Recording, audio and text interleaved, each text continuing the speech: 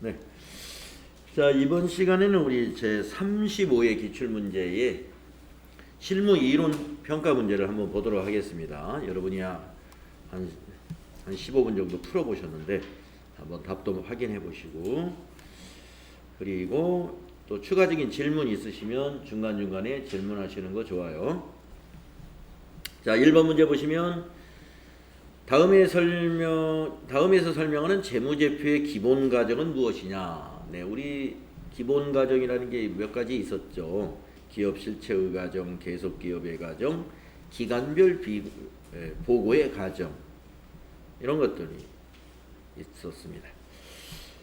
자, 기업을 소유주와 독립적으로 존재하는 회계 단위로 간주한다. 네, 이건 기업 실체의 과정을 얘기하는 거죠. 소유주와 독립적인 것이다. 기업이라는 것은 이것은 기업 실체의 과정을 얘기하는 것입니다. 이 단위의 관점에서 그 경제 활동에 대한 재무 정보를 측정 보고한다고 가정한다. 답은 1번이네요. 기업 실체의 과정. 다음 두 번째. 다음 중 단기 매매 증권에 관한 설명으로 옳지 않은 것은 이랬습니다. 단기 매매 증권 우리 많이 공부했습니다. 자, 단기 매매 증권은 단기 매매 차익 실현을 목적으로 취득하며 시장성 유무와 무관하다. 아, 이거 틀렸네요.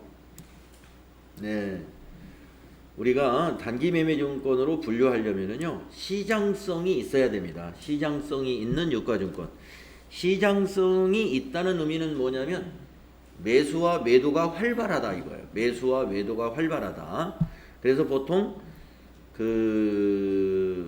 상장회사의 주식이다 이렇게 표현을 하죠. 상장회사의 주식은 대체로 매도와 매수가 활발하죠. 그런 것을 우리가 시장성이 있다.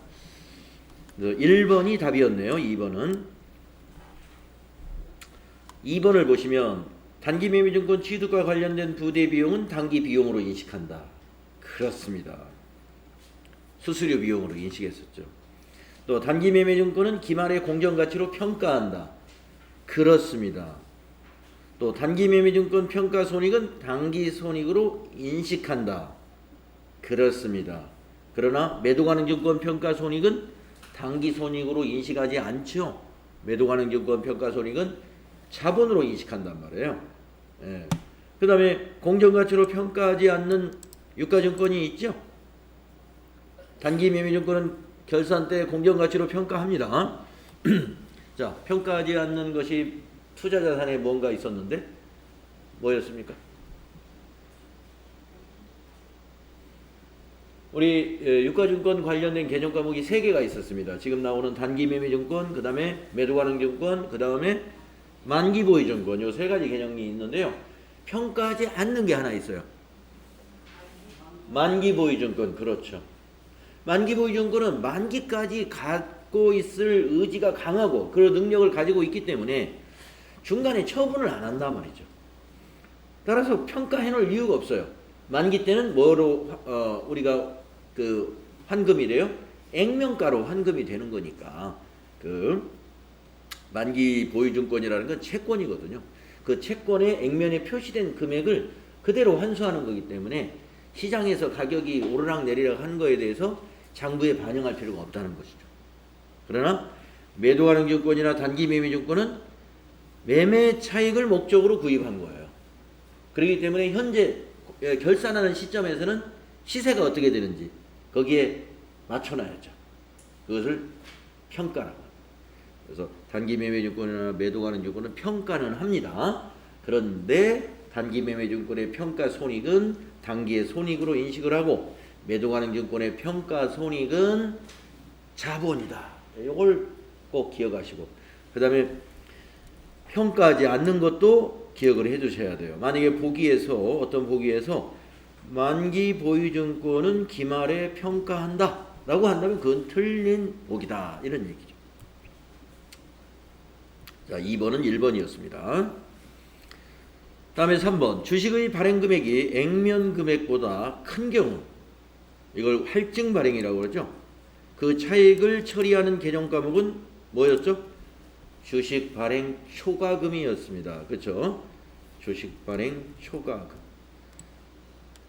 액면가보다 높게 발행할 때 그 차액을 주식 발행 초과금으로써 자본을 이게 자본 항목인데 자본을 5개 항목으로 나누잖아요. 그 중에 주식 발행 초과금은 자본 뭐에 해당이 될까요?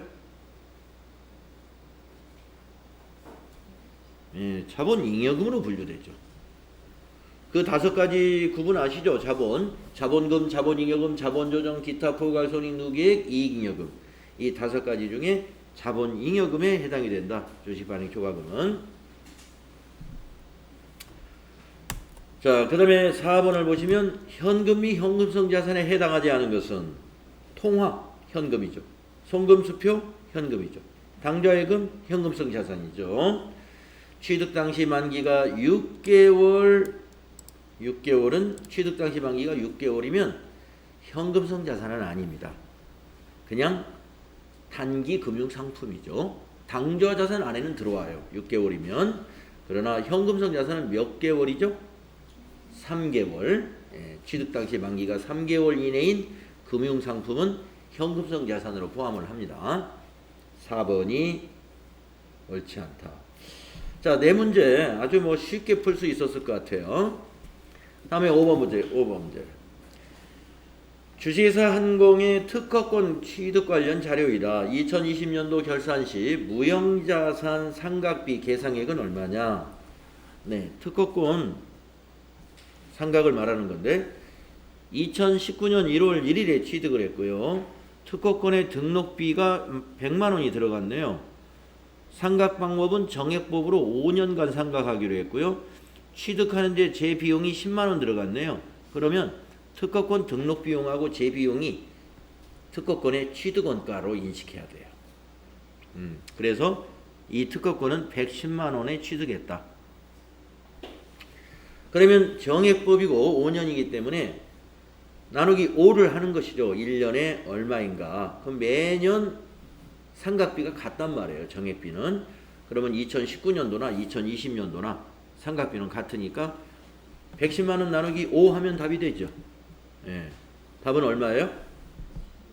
예, 22만 원이 답이었습니다. 어렵지 않은 문제입니다. 예, 취득 재비용은 유형자산도 그렇듯이 무형자산도 취득하는 데 들어가는 재비용이 취득원가에 포함된다.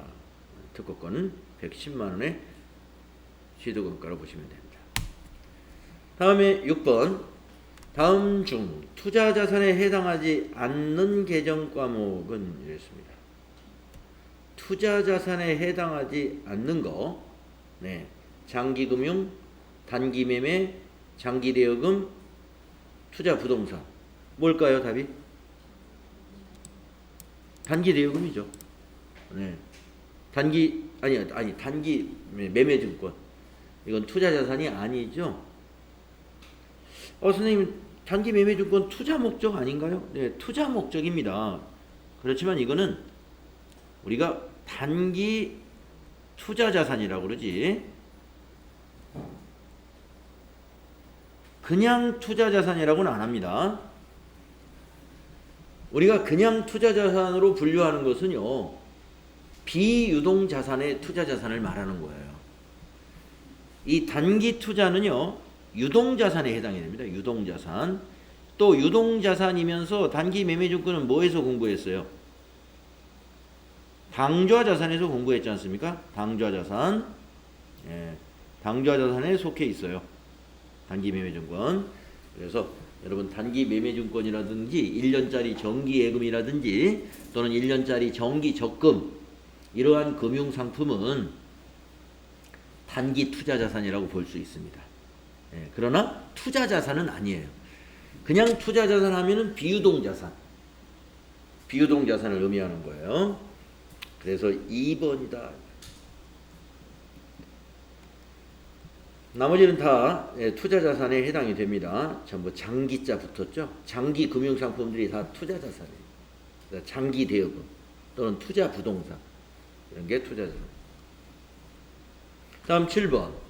다음 자료를 토대로 2020년 12월 31일 재무상태표에 표시될 비유동 부채의 금액을 계산하면 얼마냐? 예, 비유동 부채 한번 따져볼까요? 자, 3월 1일 날 은행으로부터 600만 원을 차입했네요. 이에 대한 차입금 상환 스케줄은 다음과 같다. 내년 3월 1일 날 200 상환하고 그 후에 또 1년 후에 200 상환하고 또 그 후 1년 후에 또 200 상환합니다. 자, 그러다가 결산일을 맞이했습니다. 기말 현재 전 임직원이 퇴직할 경우 지급해야 할 퇴직금은 3,400만 원이다. 자, 기말 현재 비유동 부채 한번 계산해 볼까요? 우선 퇴직급여 충당 부채 3,400만 원은 비유동에 해당되죠? 네, 비유동. 자, 그러면 이제 3월 1일 날 차입한 것 중에서 결산일 시점에 보면은 1년 안에 상환해야 되는 것을 제외시켜야 되겠죠. 그러면 2020년 12월 31일 현재 내년 3월 1일에 상환해야 되는 게 요 200만 원입니다. 네, 200만 원. 요건 제외하고 이건 2달 후에 상환을 해야 되니까 요 시점에서 봤을 때 2020년 12월 31일 시점에서 200만 원은 유동성 장기부채로 이건 대체를 시켜야 돼요. 그리고 요 두 개만 2022년도에 상환할 것과 2023년도에 상환할 것, 요 두 개가 400이지 않습니까? 네, 이거만 비유동 부채로 인식하게 되는 것이죠. 600 중에서. 따라서 3,800이 답이 되겠네요. 3번. 이렇게 고르셨나요? 잘못 고르셨어요? 네. 어떻게 생각하셨어요? 그래서 비유동 부채라는 것은 결산일 기준으로 상환 시기가 1년 이후에 도래하는 부채를 우리가 비유동 부채라고 하고요. 그래서 결산일이 지금 2020년 12월 31일 시점이기 때문에 그 이후로부터 1년 이후에 상환 시기가 도래하는 것. 그것이 이제 여기 400만 원이었습니다. 그 다음에 이 퇴직급여 충당 부채는 원래가 비유동 부채예요. 퇴직급여 충당 부채 중에서 설정을 기말에 했다가 내년 1월 달에 바로 퇴직자가 나올 수도 있죠. 그러나 그건 어디까지나 모르는 겁니다. 누가 저는 1월 달에 퇴직하겠습니까? 저는 3월 달에 퇴직하겠습니다. 저는 3년 후에 퇴직하겠습니다. 이걸 누가 예약해 놓는 거 아니잖아요. 그렇기 때문에 우리가 퇴직급여 충당 부채는 일단 다 비유동 부채. 예. 우리 직원은 계속 근무할 것이다. 그런 가정으로 비유동 부채로 정리를 해두는 거예요. 그러나 개인 사정에 의해서 한 달 만에 또는 3개월 만에 퇴직자가 나올 수는 있죠. 그 나올 때는 저 부채를 감소시키잖아요. 차변에 기록해서. 이제 나갔으니까 회사는 퇴직금 지급 의무를 다 했죠. 그래서 그때 퇴직급여 충당 부채가 감소되는데 비유동 부채로 분류된다는 거 여러분 꼭 아셔야 됩니다. 다음에 8번 보시면 다음 자료를 토대로 주식회사 한공의 2020년 유형자산 처분 손익을 계산하면 얼마냐. 자, 유형자산 처분 손익을 계산하려면 두 가지 값을 알아야 되죠. 첫째, 처분 금액을 알아야 되고 처분 금액에서 뭘 빼줘야 되느냐면 장부 금액을 빼야 됩니다. 그래서 대개 처분 금액은 문제에서 직접 제시를 해주죠. 예, 여기 처분 금액이 320만 원이다 하고 직접 제시를 해줍니다. 그러면 장부 금액은 어떻게 구해야 되느냐? 장부 금액이라 하는 것은 취득 금액에서 감로를 빼야 알 수가 있죠. 그리고 취득 금액은 대개 문제에서 딱 제시를 합니다. 여기 400 제시했죠.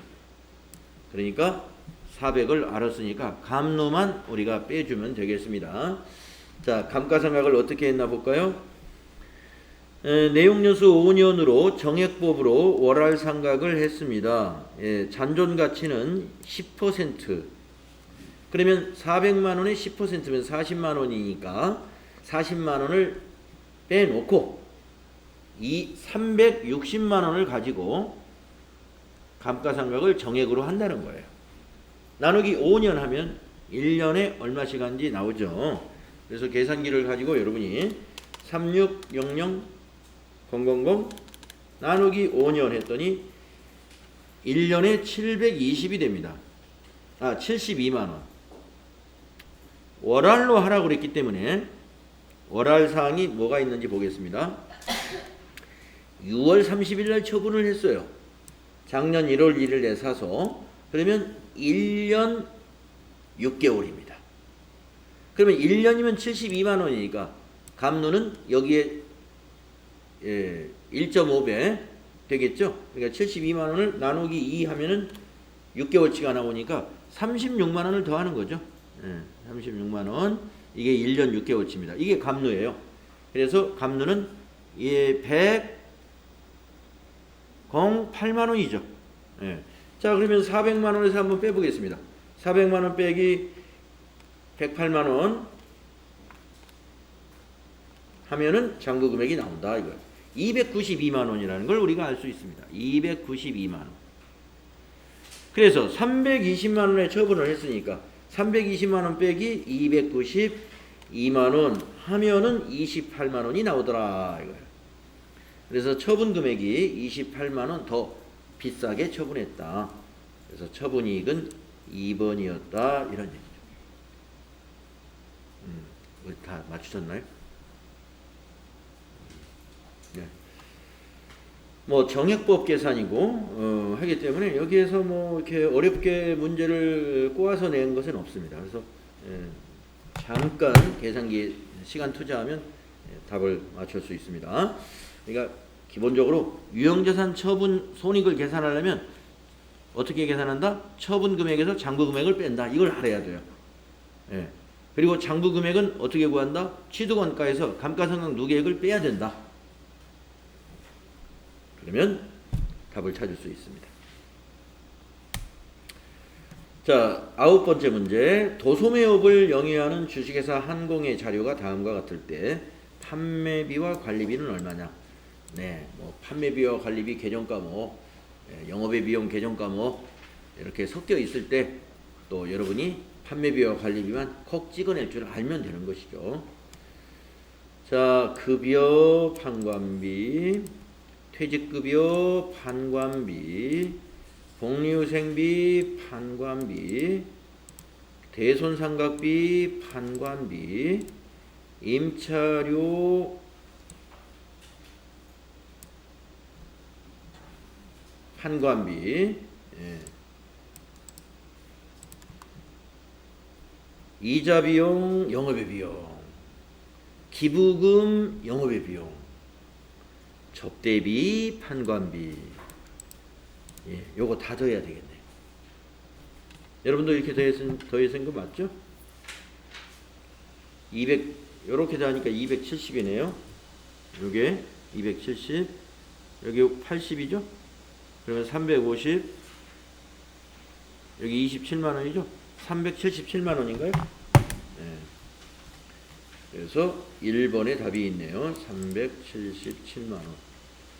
자, 이처럼 판매관리비가 얼마냐 하면은 대개 판매관리비하고 영업의 비용을 이렇게 섞어 놓습니다. 섞어 놓은 것 중에서 여러분이 판매관리비만 다 찍어내실 수 있으면 돼요. 이자 비용 영업의 비용이고요. 기부금 영업의 비용에 해당이 됩니다.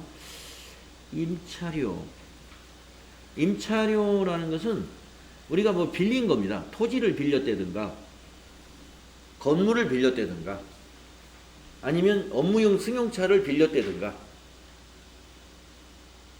되게 그런 거죠. 우리 회사에서 도소매업을 하는 법인이 임차료를 냈다는 것은 그런 범위 내에 있겠죠. 어떤 뭐 상품 같은 거, 이 적재장, 하치장 같은 거 만들려고 땅을 빌려서 하면 토지 임차료가 나가고, 또 어디 영업소 사무실이 하나 필요하다 그러면 어떤 빌딩에 사무실 한 공간 얻으면 또 건물 임차료가 나가고, 또 이제 업무용 승용차 같은 거 장기 임차하죠. 장기 렌트 그게 매월 나가면 그게 바로 임차료입니다. 판매 관리비입니다. 자, 이제 10번 문제 보겠습니다. 다음 중 유형자산의 취득 후 지출에 대한 설명으로 옳지 않은 것은 이랬습니다. 옳지 않은 거. 여러분, 유형자산 취득 후 지출에는 두 가지가 있죠. 자본적 지출이 있고 수익적 지출이 있었습니다. 그렇죠? 그 얘기 같아요. 자, 1번 보시면 수익적 지출을 자본적 지출로 처리하면 해당 회계연도의 순이익이 과소 계상된다. 수익적 지출이라는 건 비용이거든요. 비용인데 자본적 지출로 처리했다 이거. 자산으로 처리했다 이 말이죠. 그러니까 비용이 적게 잡히겠죠. 그러면 비용이 작아지면 이익은 커집니다. 과소가 아니라 과대. 예. 1번이 틀렸네요. 이게 지금 34회에서도 옳지 않은 것 찾으라고 할 때 옳지 않은 게 자꾸 1번에 있는 경향이 있네요. 예. 이런 경향을 잘 그래서 이런 것도 경향도 이용하시면 또 모를 때 이게 요즘에 문제 나오는 게 옳지 않은 게 자꾸 1번에 있더라. 그러면 이왕 모를 때는 1번 찍고 보는 거죠. 확률이 이렇게 아무래도 높으니까. 뭐 찍을 일이 없어야 되겠지만. 자, 과대됩니다. 1번 틀렸어요. 그러면 2, 3, 4 맞는가 한번 볼까요? 자본적 지출을 수익적 지출로 처리했다. 여러분, 수익적 지출이 비용이란 말이죠. 그러면 비용이 과대되죠. 그렇죠. 맞는 거고. 그 다음에 수익적 지출을 자본적 지출. 아까 1번하고 똑같아요. 비용을 자산 처리했다는 말이에요. 그러면 자산이 과대하게 되죠. 맞았고. 또 4번 자본적 지출을 수익적 지출. 2번과 지금 똑같은 거예요. 그러면 이제 비용 처리했다는 거죠. 그러면 자본이 과소된다. 왜 과소될까요? 이거 맞은 건데 비용 처리하면 자본이 작아지는 이유는 뭘까요? 네, 당기순이익이 작아지죠. 비용이 많아지면 당기순이익이 작아지죠. 당기순이익이 결산할 때 어디로 가요? 미처분 이익잉여금으로 가잖아요. 그 기말자본이 그만큼 줄어들게 되죠. 그래서 이익이 커지면 자본도 커지는 거라고 보시면 되고, 이익이 작아지면 자본도 같이 작아진다. 그래서 비용 처리했기 때문에 자본이 작아지는 겁니다. 그래서 2, 3, 4가 다 맞아요. 1번이 틀린 것이었습니다. 자, 이제 11번부터는 이제 부가가치세 문제. 그래서 부가가치세 문제는 재무회계 문제보다는 제가 보기에는 쉽게 느껴집니다. 여러분이 부가가치세 이론을 잘 준비했다면 11번부터 15번은 뭐 무난히 풀 수 있을 것이고, 네, 그렇게 봅니다. 자, 11번. 부가가치세법상 재화의 공급에 해당하는 것은 재화의 공급인지 용역의 공급인지 질문을 잘 보셔야 돼요. 예. 재화의 공급인지 용역의 공급인지. 여러분, 질문에 따라서 밑에 판단이 달라집니다. 용역의 공급은 이게 이런 거 있잖아요. 예를 들어서 무형자산 같은 거, 뭐 특허권을 대여했다. 이건 용역의 공급이에요. 근데 특허권을 양도했다. 이건 재화의 공급이에요. 그런 거라든가. 그 다음에 건설이라는 말이 나오면 전 무조건 다 용역이에요. 그런데 가공은 또 두 가지가 있죠. 가공. 뭘 가공해 줬는데 주요 자재의 일부를 부담하여 가공했다. 재화의 공급. 전혀 주요 자재를 제공하지 않고 단순히 가공했다. 그 용역의 공급. 그렇죠? 그것 때문에 그런 겁니다. 그래서 이런 문제 읽으실 때 재화의 공급을 물었는지 용역의 공급을 물었는지를 일단 정확히 체크하시고, 지금은 재화의 공급입니다. 1번 사업을 위하여 대가를 받지 아니하고 다른 사업자에게 견본품을 인도했습니다. 이거는 과세하지 않아요. 그러니까 재화의 공급으로 안 본다는 것이죠. 2번 양도담보의 목적으로 부동산을 제공했습니다. 양도담보나 저당권 설정은 재화의 공급으로 안 봅니다. 즉 과세하지 않습니다. 다음 3번. 사업장별로 그 사업에 관한 모든 권리와 의무를 포괄적으로 승계시키는 경우도 안 합니다. 부가세 과세되지 않죠. 사업의 포괄적 양도라고 그러죠. 사업의 포괄적 양도는 부가세 과세 대상이 아닙니다. 그러면 이건 4번이네요. 해당하는 건 4번. 저작권을 양도하는 경우. 네. 여러분 저작권이 뭐예요? 무형자산이죠. 저작권. 네. 무형자산입니다. 이것을 양도하면 재화의 공급이고 저작권을 임대하면은요. 용역의 공급이에요. 예. 저작권을 임대해 줄 수 있죠. 예. 빌려준다 이거예요. 임대해 준다. 그래서 무형적인 자산에 대해서 양도하면 재화의 공급으로 본다. 그래서 답은 4번입니다. 그 다음에 12번 부가가치세법상 재화의 공급 시기로 옳지 않은 것. 재화의 공급 시기. 네, 특이한 게 몇 가지 있죠. 재화의 공급 시기에서 일반적으로 기본은 뭐예요? 양도하면 공급 시기로 봐요. 인도되는 시점으로. 그런데 특이한 것들이 뭐가 있어요? 장기할부 판매라든가 또는 무인 판매기라든가 이런 거는 좀 특이합니다. 예, 인도하는 시점이 아니에요. 자, 1번부터 보겠습니다. 반환 조건부. 이건 조건이 성립되면 공급 시기가 돼요. 자, 조건이 성취되거나 기한이 지나 판매가 확정되는 때. 그렇죠. 1번은 맞았습니다. 2번 장기할부 판매. 이게 특이하다 이거예요. 대가의 각 부분을 받기로 한 때. 그렇습니다. 네. 그래서 장기할부 판매에서 만약에 재화를 인도하는 때 하면 그건 틀린 거예요. 그래서 장기할부 판매는 대가의 각 부분을 받기로 한 때입니다. 다음에 3번. 재화의 공급으로 보는 가공의 경우. 네, 가공. 재화의 공급으로 보는 가공이 뭐예요? 주요 자재 조금 보태가지고 아니면 자재를 좀 보태서 가공을 했다는 거예요. 가공이 완성되는 때. 이거 틀렸군요. 가공이 완성됐다는 건 가공 공장에서 작업이 끝났다는 거예요. 작업이 끝났다고 해서 공급이 되는 게 아니라 인도해야죠. 인도. 예. 그 위탁자한테 가공이라는 건 수탁이잖아요. 수탁을 받았으면 줘야죠. 인도해줘야죠. 그래서 3번은 틀린 겁니다. 4번은 외상 판매. 인도하는 때죠. 외상 판매, 현금 판매 다 인도하는 때. 할부 판매도 인도하는 때입니다. 네? 할부 판매도 인도하는 때고요. 장기 할부는 인도하는 때가 아니라 대가의 각 부분을 받기로 한 때. 그래서 옳지 않은 거 우리가 3번에서 찾았습니다. 자, 13번. 다음 중 부가가치세법상 과세표준에 포함되어야 할 공급가액에 해당하는 것. 여러분 그 교과서에 보면은요 표가 하나 있었어요.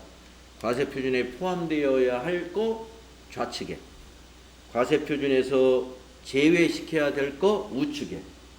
그래가지고 좌측에서 맨 먼저 나온 게 할부 판매의 이자 상당액 과세표준이다. 과세한다는 뜻이죠. 그 다음에 그 대가의 일부로 받는 거, 공급 대가의 일부로 뭐 보험료를 받았다, 운송비를 받았다, 이런 공급 대가의 일부다라고 하는 건 전부 다 과세표준에 넣는 거고. 그 다음에 여러분 또 뭐가 있었어요? 돈 대신에 마일리지로 결제한다.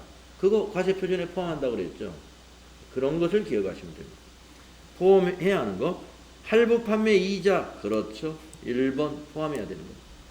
답이 1번이었습니다. 자, 2번을 보면은 도달하기 전에 파손된 거, 이거는 제외해야 되는 거고요. 매출 환입 반품 들어온 거죠. 제외해야 되고요. 재화 공급과 직접 관련되지 않는 국고보조금. 관련이 없으니까 과세표준이 아닙니다. 포함하지 말아야 되죠. 그래서 1번이 답이었다. 그래서 2번, 3번, 4번은 아까 말씀드린 그 표의 오른쪽에 있는 내용들이었어요. 오른쪽에 있는 내용.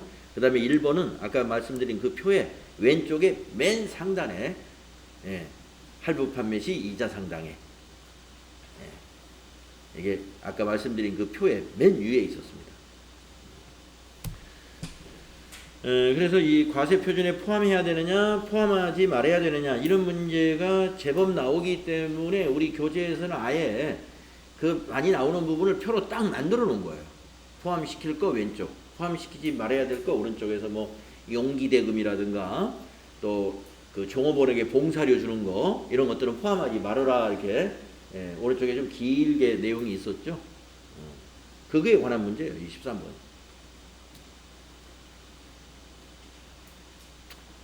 자, 이제 14번으로 가보면요. 다음 자료를 토대로 주식회사 한공이 신발 제조업이네요. 2020년 제1기 확정신고기간 부가가치세 납부세액을 계산하면 얼마인가?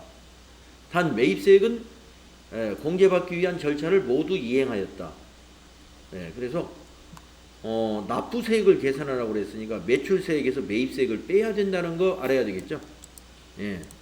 보통 문제가 이 납부세액보다는 어떤 문제가 그동안 많이 나왔냐면은 공제 받을 수 있는 매입세액이 얼마냐 이런 거라든가 아니면 매출세액은 얼마냐 이렇게 매출세액을 물어보거나 공제 받을 수 있는 매입세액 또는 공제 받을 수 없는 매입세액 이런 식으로 질문하는 문제가 비교적 많았어요. 근데 납부세액을 물어봤기 때문에 매출세액 마이너스 매입세액이다 하는 걸 여러분이 알아야죠. 자, 먼저 매출세액을 한번 체크해 보면요. 국내 매출 공급가액 9천만 원에 세금은 900만 원 되겠네요. 이게 매출세액이네요. 그 다음에 수출액의 공급가액에는 영세율이 적용되기 때문에 과세표준은 1,000만 원이지만 과세표준을 물었다면 이게 포함이 되지만 세액이니까 이거는 제로입니다. 그 다음에 이제 매입으로 넘어가네요. 원재료 매입 세액이 400. 그럼 매입세액 400은 직접 세액이니까 바로 400을 세금으로 빼줘야 되죠. 그 다음에 5인승 승용차 2000cc짜리의 구입 관련 매입세액은 비영업용 소형 승용차 관련된 취득과 유지와 관리에 관한 비용에 관한 매입세액은 못 받죠. 공제. 그래서 400만 빼면 되겠네요. 900에서 400 빼면 500이다. 납부세액은 500만 원이 답이 되겠습니다. 3번에 답이 있습니다.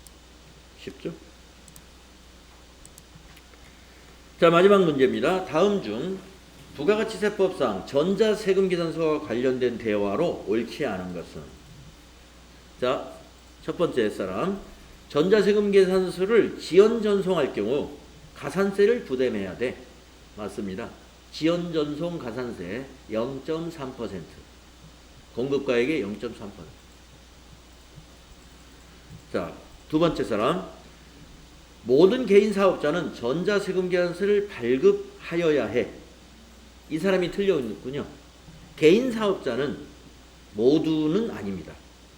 자, 개인 사업자 중에서 직전 연도의 공급가액이 과세 면세를 포함해서 3억 원 이상이죠.